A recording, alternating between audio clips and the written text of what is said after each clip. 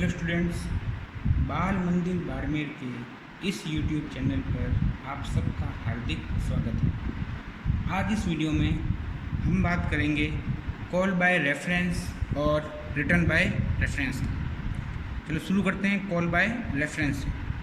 जैसे कि नाम से स्पष्ट है, कॉल बाय रेफरेंस मतलब कि हम किसी वेरिएबल का रेफरेंस देकर उसको कॉल करेंगे, या कोई फंक्शन होगा उसको रेफरेंस के थ्रू हम कॉल करेंगे। ठीक है, देखिए कैसे करेंगे। इसको पहले समझने से पहले हम समझते हैं कि रेफरेंस वेरिएबल क्या होता है। ठीक है, तो मैं एक वेरिएबल डिक्लेयर करता हूँ, इंटीजर a = 20। ठीक है, अब जो मेरा वेरिएबल है a नाम का, इसके अंदर वैल्यू क्या है 20। अब ये मेमोरी के अंदर किसी एड्रेस पर स्टोर होगी, माना कि वो एड्रेस है 00DC_X1। ठीक है, इस एड्रेस के ऊपर मेरी वैल्यू स्टोर्ड है 20 और इस स्टोर्ड वैल्यू को आइडेंटिफाई कर रहा है a। मतलब a मेरा क्या है, एक आइडेंटिफायर जो इस एड्रेस पर स्टोर्ड वैल्यू को आइडेंटिफाई कर रहा है। इसका मतलब क्या हो गया, अगर मैं बात करता हूँ, ऐसे बोलता हूँ a + b, इसका मतलब है कि हम a और b को नहीं जोड़ रहे होते हैं, हम वैल्यू ऑफ a और वैल्यू ऑफ b को जोड़ रहे होते हैं। ठीक है, जो ये वेरिएबल का नाम होता है, वो वेरिएबल का नाम किसी एड्रेस पर स्टोर्ड वैल्यू को आइडेंटिफाई करता है। अब बात करते हैं हम रेफरेंस वेरिएबल की, कि रेफरेंस वेरिएबल क्या होता है। रेफरेंस वेरिएबल और कुछ नहीं, किसी भी वेरिएबल का एक दूसरा अल्टरनेट नाम होता है। कैसे, जैसे कि मेरा ये इस एड्रेस पर स्टोर्ड मेरी वैल्यू 20 है, इसको आइडेंटिफाई कर रहा है a। अगर मैं इसी एड्रेस पर स्टोर्ड वैल्यू को किसी और दूसरे नाम के द्वारा आइडेंटिफाई करवाऊँ तो वो क्या कहलाएगा, मेरा रेफरेंस वेरिएबल, जो कि इस एड्रेस पर स्टोर्ड वैल्यू को रेफ़र करेगा, उसका रेफरेंस देगा। जैसे कि इसका नाम इस एड्रेस पर स्टोर्ड वैल्यू a आइडेंटिफाई कर रहा है, अब माना कि इसको b भी आइडेंटिफाई करना शुरू कर दे, इसी वैल्यू को, इसी एड्रेस पर स्टोर को, तो b क्या हो जाएगा, मेरा रेफरेंस वेरिएबल। अब जब भी हम रेफरेंस वेरिएबल बनाते हैं तो हमेशा एड्रेस ऑफ साइन का उपयोग करते हैं। ठीक है, एड्रेस ऑफ साइन का उपयोग करते हैं, और जब भी इसको डिक्लेयर करने के बाद मैं इनिशियलाइज करूँगा तो इसके लिए मैं जो इसका पुराना जो नाम था उसको रेफ़र दूंगा। देखिए कैसे करेंगे।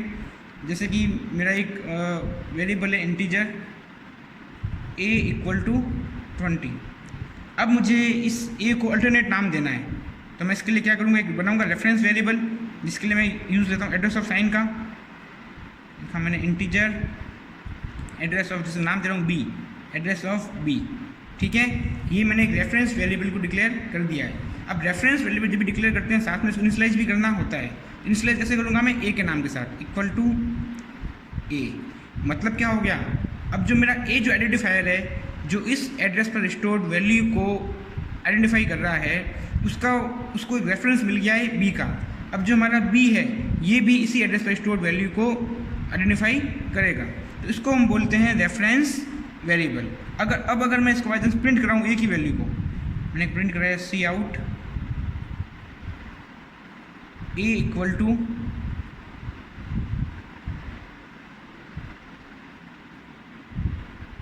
a, मैंने प्रिंट कराया cout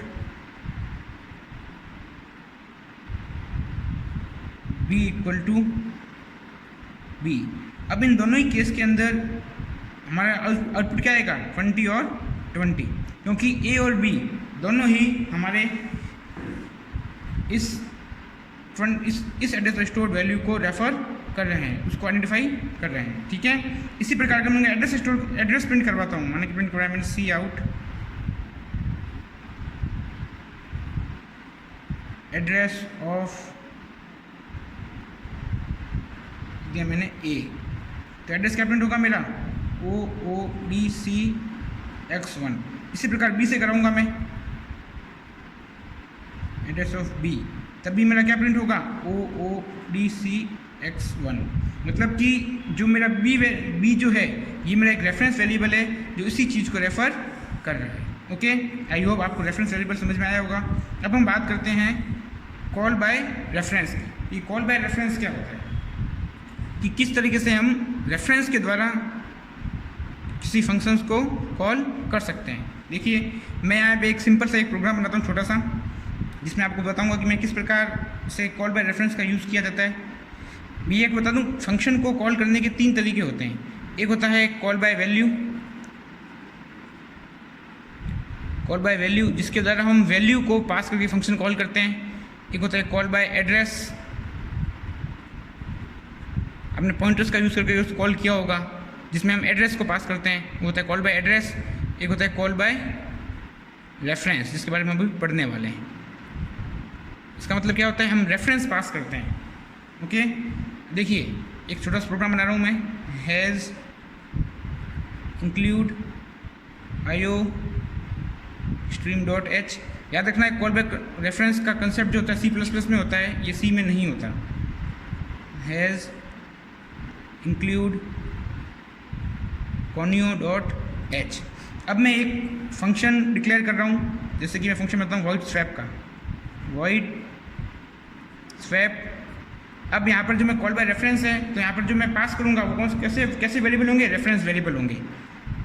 इंटीजर, ये मैंने क्या कर दिया, मैंने स्वैप नाम के मेरे फंक्शन को डिक्लेयर कर दिया है। अब आ जाए मेन फंक्शन के अंदर,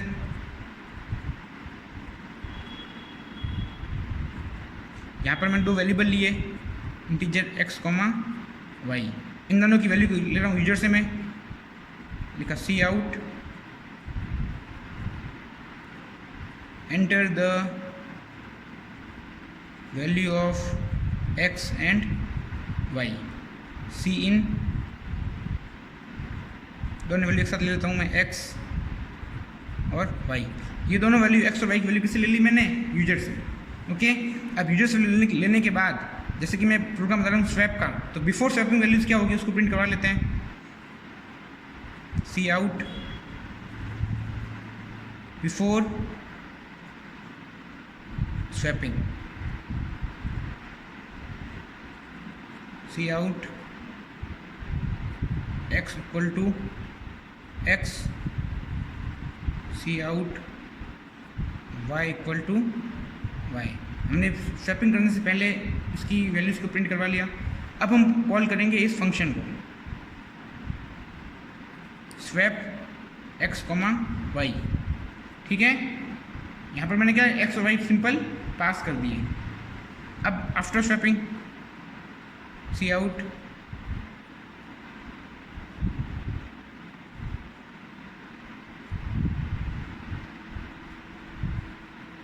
आफ्टर स्वैपिंग हम सी x और y की वैल्यू को प्रिंट करवा रहे हैं। देखिए अभी हम तक हमने इस फंक्शन को डिफाइन नहीं किया है, मैंने सिर्फ यहाँ कॉल करवाया है। इसको डिफाइन करने का कोड अलग से मैं लिखूँगा बाद में। ठीक है, तो x equal to x, cout y equal to y, last में गेट सी एच, हमारा फंक्शन बंद। ठीक है, तो इस तरीके से मैंने इस प्रोग्राम के कोड को लिख दिया है। अब मैं बताऊंगा आपको ये किस प्रकार हम कॉल बाय रेफरेंस कर रहे हैं।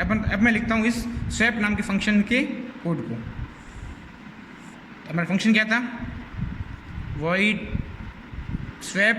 अब यहाँ पर मैंने क्या पास किया था, रेफरेंस वेरिएबल। ओके, तो देखिए किस प्रकार, integer reference a, integer reference b। ठीक है, अब यहाँ पर एक जैसे कि स्वैपिंग का प्रोग्राम बना रहा हूँ, तो एक टेम्परेरी वेरिएबल लेता हूँ टेम्प, इंटीजर टेम्प। अब होगा क्या, next temp equal to a equal to b equal to वापस a की वैल्यू टेम्प, जो टेम्प में स्टोर है। अब आप देखिए जब मैंने यहाँ पर फंक्शन को कॉल किया तो फंक्शन का पॉइंटर कहाँ गया, यहाँ पे आया। अब यहाँ पे क्या आया, मेरे पास x और y की वैल्यू नहीं आई, मेरे पास में आया x का एड्रेस और y का एड्रेस जो यहाँ पे आ गया। मतलब कि b के अंदर क्या आया, जो एड्रेस था वो। ठीक है, एम्परसेंड एड्रेस ऑफ a में क्या आया, x का एड्रेस, और एम्परसेंड b में क्या आया, वाई का एड्रेस, मतलब कि जो मेरा ये रेफरेंस वेरिएबल ए और बी हैं जो क्या करेंगे, जो एक्स और वाई में स्टोर वैल्यू को पॉइंट करना शुरू कर रहे हैं। ठीक है, अब मैं लिखा तीसरा वेरिएबल लिया टाइम इक्वल टू ए में कौन सी वैल्यू थी, जो वैल्यू एक्स में थी वही बी में, और बी में भी कौन सी वैल्यू होगी, जो वैल्यू बी में वाई में थी वही। ठीक है, अब मैंने सिंपल उसको स्वैप करवा दिया, स्वैप करने का कोड लिख दिया। अब जब फंक्शन यहाँ पर आया तो जैसे कि पहले एक्स में वैल्यू कितनी थी, जो भी हमने माना कि ले रखी एक्स में वैल्यू 15 और 19, ये एक्स की वैल्यू है, ये वाई की वैल्यू है। स्वैप करने के बाद एक्स में आ जाएगी 19 और वाई में चली जाएगी 15। तो आई होप आपको ये कॉल बाय रेफरेंस प्रोग्राम समझ में आया होगा। अब हम देखते हैं कि रिटर्न बाय रेफरेंस क्या होता है। देखिए, ये मैंने एक छोटा सा प्रोग्राम पहले से ही बना कर रख लिया है जिससे हमारे वीडियो की साइज थोड़ी छोटी हो, तो आपको समझ में आ गया होगा कि रेफरेंस वेरिएबल क्या होता है, किस प्रकार हम किसी वेरिएबल को रेफरेंस को किसी वेरिएबल के रेफरेंस को पास करते हैं। उसी प्रकार हम किसी फंक्शन के थ्रू उसके रेफरेंस को रिटर्न भी कर सकते हैं। जैसे ये मैंने जो प्रोग्राम लिया है आपकी बुक का ही प्रोग्राम है।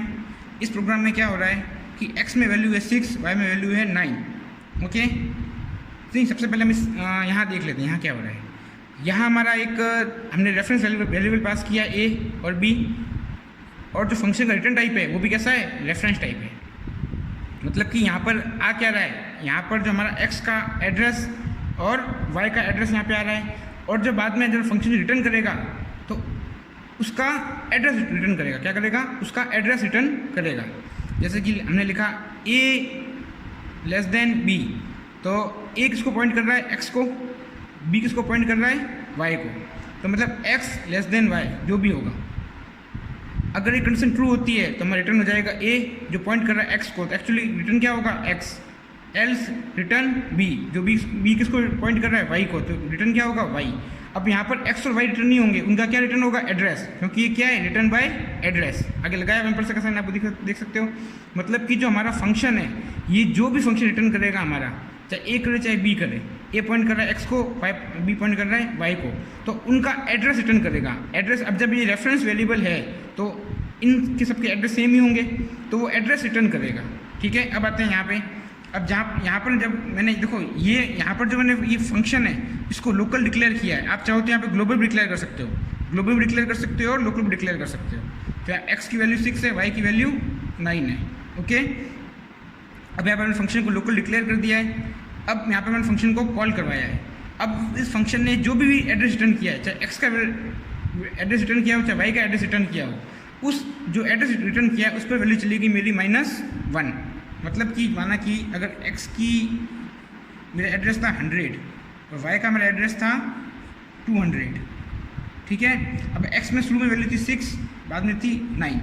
अब इस फंक्शन ने कोई वैल्यू मतलब वैल्यू रिटर्न की नहीं, क्या रिटर्न किया, एड्रेस। मैंने इसने एड्रेस रिटर्न किया 100, तो 100 पे क्या चला गया 1, तो यहाँ से हटकर क्या हो गया, ये -1। इसी प्रकार जो भी हमारा वैल्यू, जो भी हमारा एड्रेस, चाहे a का एड्रेस है b का एड्रेस, जो पॉइंट कर रहे हैं x और y को, जो भी एड्रेस यहाँ से हम रिटर्न करेंगे वो एड्रेस उस एड्रेस के ऊपर -1 जाकर क्या हो जाएगा, स्टोर। अब इस फंक्शन की कंडीशन देखें तो a less than b, x मतलब a x को, y b कर रहा है y को, तो 6 लेस देन 9 कंडीशन ट्रू है। क्या रिटर्न होगा हमारा, a जो उसको पॉइंट कर रहा है x को, मतलब x वाला जो एड्रेस है 100 उस पर क्या स्टोर हो जाएगा -1। ठीक है, अब स्टोर क्या -1। अब लिखा हमने cout x equal to x, y equal to y। अब जैसे कि ये कंडीशन हमारी ट्रू हो गई इस प्रोग्राम के अनुसार, तो x में जब मैं प्रिंट कराऊंगा तो x में क्या प्रिंट होगा मेरा -1, और y में क्या प्रिंट हो जाएगा 9। तो ये होता है हमारा रिटर्न बाय रेफरेंस। उम्मीद है स्टूडेंट्स आपको वीडियो समझ में आया होगा। अगर ये वीडियो अच्छा लगा हो तो अपने स्कूल के चैनल को सब्सक्राइब करें और बेल आइकन की घंटी दबा दें, जिससे आपको नई वीडियो की नोटिफिकेशन समय पर मिलते रहे। धन्यवाद।